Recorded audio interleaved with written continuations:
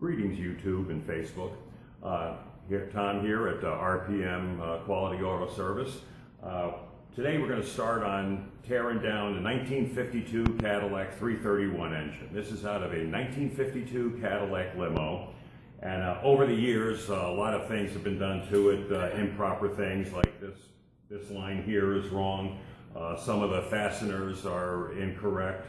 We're going to be trying to restore this to original condition. We will be doing a complete rebuild, fully machining everything.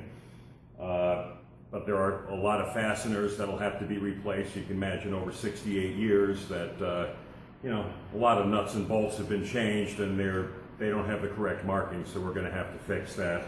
We're also going to have it painted the correct color, with the correct markings on it, to restore this to as close to factory original as we possibly can. This is actually in a working limousine. It doesn't work in the bad weather, but this is a working limo. It doesn't work a lot of jobs a year. They try to, keep the mileage down on it, but it is a working limo, so this has to be, completely functional, perfect running condition, and completely original. So let's get started tearing this down and see what we have ahead of us. Okay, you can see we have the engine a little bit more torn apart now. I wanted to check the cylinder bores. Customers stated that this engine was 10 thousandths over, so I figured I'd give a quick little look. And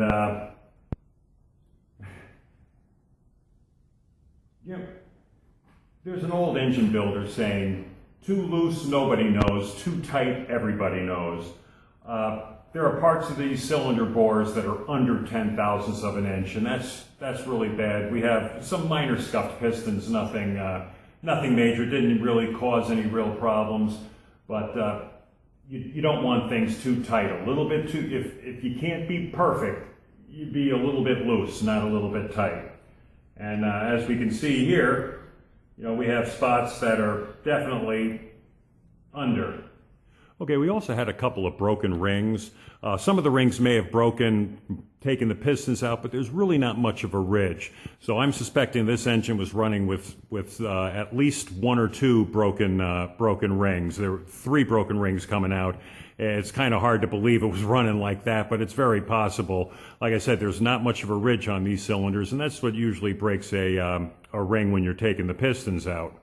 So anyhow, we're going to get this thing cleaned up, machined. I still have to pull the crank out. I just have all the pistons out. We have to check the main bores. We're going to check all the rod bores. Several of the bearings were down into the brass, which is not a good sign. This engine had been used all just straight 30 weight non-detergent oil, which in 1952, that was probably a wonderful idea, but it's not 1952. We'll have to use some modern lubricants in this, and we'll have the thing last much longer. There's only about 70,000 miles on this rebuild. The camshaft is bad, and the bearings were also bad. Several of the bearings were down to the brass, because the oil light was coming on at an idle often. So we got a lot of work to do on this, and we still have some research to do, make sure we have all the proper fasteners for this engine, all the proper markings on the bolt heads. We want this rebuild to be as close to museum quality as we possibly can, and the big question is going to be, what information we can get and what fasteners we're able to get. I want to make sure that it's painted according to the way that Cadillac did it in 1952.